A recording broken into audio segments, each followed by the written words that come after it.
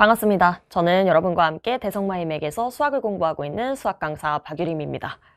우리 2학년 친구들 고생 많으셨습니다. 사실 제가 하루 전에 1학년 친구들을 위한 해설 강의를 촬영하고 오늘 이제 2학년 친구들 해설 강의를 준비를 하게 됐는데 하루가 지났지만 어쨌든 이 하루 종일 시험을 본다는 건 정말 어려운 일입니다. 네, 여러분 하루 종일 힘들게 시험 보고 본인이 어떤 걸 틀렸는지 현주소를 파악하기 위해 해설 강의까지 찾아오신 것만으로도 발전 가능성이 충분하다라는 말씀을 전하면서 시작을 하고 싶고, 특히나 이번 9월 모의고사 범위가 아무래도 여러분이 내년에 마주할 수능에서 공통 범위에 해당하는 수학 1이 통째로 나온 모의고사이기 때문에 좀 더 의미가 깊지 않았을까 싶습니다. 근데 그만큼 분석을 하고 넘어가야 되는 지점이라고 저는 생각을 하고요. 우리가 수학 1 그리고 수학 2 맨 앞단원인 극한에서 어떤 부분들을 좀 집중적으로 복습해야 되는지를 9월 모의고사를 통해서 스스로 체크를 할 수 있었던 것 같습니다. 저도 해설 강의 준비하면서 문항을 다 풀어봤는데 어느 문항에서 좀 뭔가 중요한 게 있었고 앞으로 어떤 부분을 좀 신경 써서 복습을 해나가면 좋을지 짚어보는 시간 가지고 같이 해설해 보도록 하겠습니다. 가장 먼저 첫 번째 키포인트는 기출 분석을 꼼꼼하게 했어야 된다라는 부분인데요. 너무 강조하고 싶어요. 자, 풀어봤을 때 느낀 점이 기존 모의고사 기출 문항과 유사한 스타일로 출제된 유형들이 진짜 다수 있었습니다. 그냥 조금 몇 문항 있는 게 아니라 진짜 기존 스타일 그대로 출제된 게 좀 문항이 많았던 것 같고, 제가 이야기하는 모의고사 기출이 2학년 기출뿐만 아니라 그동안 나왔던 고3 모의고사 기출 문항이랑도 굉장히 유사한 스타일의 것들이 좀 많았던 것 같습니다. 특히 지금 생각나는 것부터 말씀드리면 사실 수열에서 A3를 기준으로 막 갈래 나눠서 A4 그리고 5번째 항에 대해서 추론하는 문항, 사실 케이스 바이 케이스로 전부 다 나눠서 가능한 초항을 세워내는 거, 이런 문항들 그동안 고3 모의고사에서 많이 출제가 됐었고 아마도 1학기 내신 대비 하시면서 여러분 진짜 많이 풀어봤을 법해요. 네, 그런 문항이 일단 이번 고2 9월 모의고사에 출제가 됐고, 그리고 삼각함수의 활용을 쓰는 외접원 안에서 이것저것 하는 문항 꾸준히 나오고 있던 부분, 함수의 그래프에 대한 분석도 사실 기존 기출과 틀이 그렇게 크게 다르지 않은, 뭔가 크게 벗어나지 않는 문항들이 많이 출제가 된 것 같아요.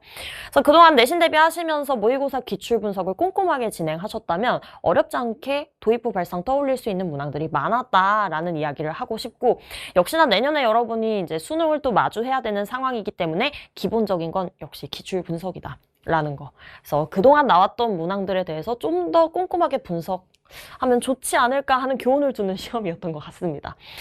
다음 두 번째 포인트 볼게요. 그래프적 특성을 완벽히 이해하는 것이 중요했던 시험인 것 같습니다. 사실 주요 문항들 4점짜리 문항들 중에 여러분이 어렵다고 생각했을 법한 문항들이 거의 다 그래프 관련이었을 것 같아요.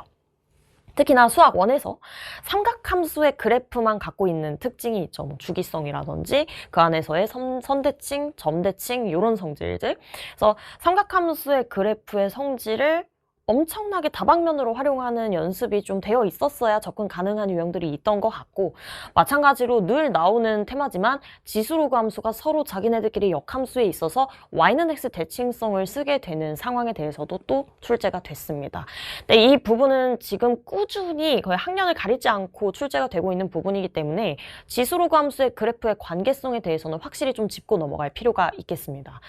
그 밖에도 합성함수의 그래프적 특성, 약간 이런 것들을 살펴보는 문항도 출제가 됐죠.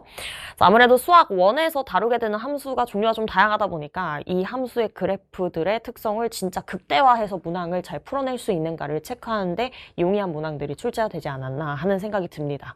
근데 이게 수능에서도 당연히 출제가 되는 범위이기 때문에 다시 한 번 더 그래프적 특성을 좀 정립하고 넘어가시는 게 좋을 것 같고요. 마지막으로는 역시나 수학 2 빼놓을 수가 없습니다. 드디어 여러분이 보는 모의고사에 수학 2가 이 범위 안에 들어왔습니다. 그래서 수학 2 맨 앞단원만 들어가긴 했는데 이 맨 앞단원이 사실 여러분 이번 중간고사의 핵심적인 출제 범위겠죠. 2학기 중간고사에서 좀 어려운 문항, 변별력을 갖춘 문항이 나온다라고 한다면 결국엔 구간에 따라 나뉘어서 정의된 함수 관련된 유형일 겁니다. 30번을 좀 되돌아보면 어느 특정 지점을 기준으로 왼쪽에서는 함수가 어떻게 그려지고 오른쪽에서는 어떻게 그려지고 이게 달라지죠. 그래서 구간이 끊기는 지점, 구간이 갈아타지는 지점을 기점으로 극한과 연속성을 따지는 연습은 꾸준히 진행을 하시는 게 좋겠습니다. 그래서 이번 30번 유형 스타일로 내신에서 변별력을 갖춘 문항이 나올 수도 있기 때문에 꼼꼼히 오답 복습하고 넘어가시는 게 좋겠다라는 거 강조하고 넘어갈게요. 그래서 각각의 번호들이 어떤 단원과 연계가 되어 있는지 좀 살펴보도록 하겠습니다. 굉장히 골고루 나왔다는 인상이 좀 있었어요. 세어보니까 지수로그 대단원에서 한 10문항 정도 출제가 됐고, 삼각함수 수열에서 또 8문항씩 출제가 됐고요. 극한에서 4문항 출제된 것으로 보아서, 물론 이제 수학2는 지금 한 단원밖에 없기 때문에 차지하는 파이가 작을 수밖에 없지만, 수학1에서는 굉장히 비슷한 비중으로 대단원 3개가 다 출제가 된 걸 볼 수가 있고요. 약간 인상적이었던 게, 주요 문항인 4점 문항, 제가 노란색으로 따로 표시를 해놨는데, 개수가 비슷해요. 그쵸? 대단원별로 지수로그에선 4점짜리 3문항, 삼각함수에선 4문항, 수열에서 4문항 이렇게 출제가 된 거 보실 수 있습니다. 극한에서도 2문항이나 출제가 됐죠.